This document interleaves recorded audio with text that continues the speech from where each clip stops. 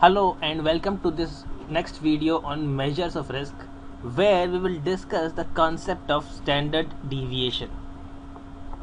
Well, to start with, let us have a look at this shooting target. We have two shooters who are participating or practicing on a target, and below are the shots shot by both of them. Now you will clearly see that shooter 1 has most of the shots much nearer to the center target, whereas the shooter 2 has his shots spread over all of the target board. Now looking at these two things, what would you say, who is a better shooter? Well, obviously shooter 1 would be a better shooter because most of his shots are much accurate or closer to the bull's eye, that is. Okay, let me repeat that. Most of his shots, not all the shots, most of his shots are much closer to the bull's eye as compared to the second shooter. Now this is something that we call as standard deviation, right? The deviation of shots by shooter 2 is much higher than that of shooter 1. Continuing, let's look at another example where we'll talk about this travel log of Hari and Shri. Well, Hari and Shri both have been traveling since last 3 days, and travel of Hari has been something like this. Hari traveled 27 kilometers on day 1, 31 kilometers on day 2 and 32 kilometers on day 3. Right, so in all, in last 3 days, Hari has traveled 90 kilometers. Shri also has traveled 90 kilometers in last 3 days. However, the numbers are different. Shri has traveled 3 kilometers only in the first day, 12 on second and 75 kilometers on the third. But since both of them have traveled 90 kilometers in 3 days, their average travel obviously will be 30 kilometers per day.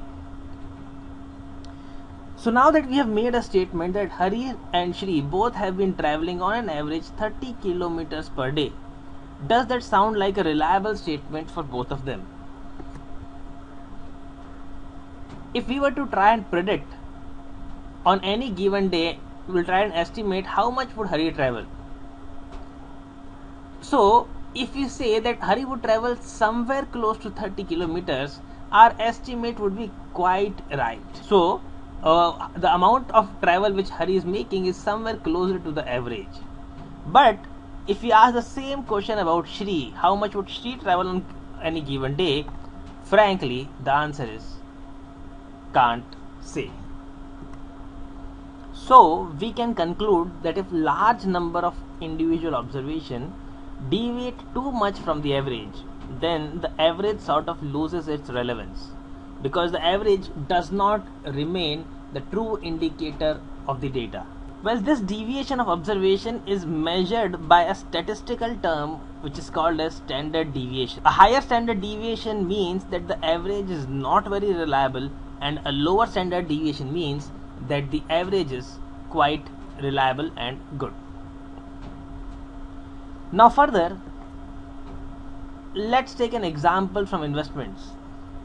Let us consider two different funds, Fund A and Fund B. A has been giving a CAGR of 13%. That is, if I would have invested 5 years ago in Fund A, I would have managed to get a rate of return of 13% per annum compounded yearly. The same figure for Fund B is 17%. So a higher return, obviously, comparing to historical data of Fund A and Fund B. So now if a question is asked, which fund will you prefer to invest your money in? Would your answer not be Fund B? But then let us look at some more parameters. Let us look at last 5 years returns individually.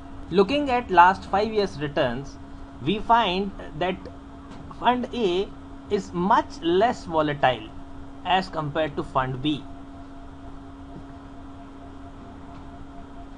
Fund A hasn't ever given negative returns, and it is much more compact, as in the lowest return has been 4% and the highest return has been 20%, and others are in between. Whereas fund B has been highly volatile, ranging from up to 84% on upward side to minus 22% on downward side. So though on an average the return might be 17%, but given the history, can we really say that average return next year can be expected to be 17%? Actually, 13% CAGR of Fund A is a much more reliable figure. Well, clearly understanding about standard deviation from the last slide, what we can say is standard deviation of Fund A will be much lesser, or it will have a low standard deviation, whereas Fund B will have a high standard deviation. So now the next obvious question comes is how to calculate standard deviation. This is something that we will quickly have a look at in our next video.